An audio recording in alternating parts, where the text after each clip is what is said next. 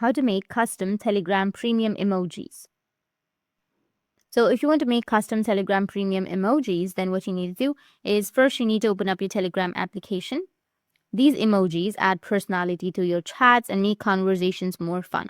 So let's get started. After opening your Telegram app, you need to tap on the 3 horizontal lines which will be on the top left.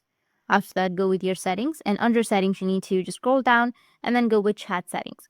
Under chat settings, you need to scroll down again and you will find an option of stickers and emojis. So you just need something, go and select stickers and emojis, and from here you need to go with the stickers bot. You need to tap on @stickers and it will take you to this kind of interface.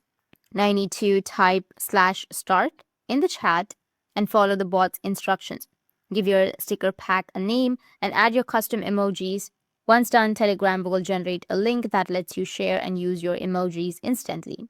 And that's it. And if you have any questions, feel free to comment below. Thanks for watching.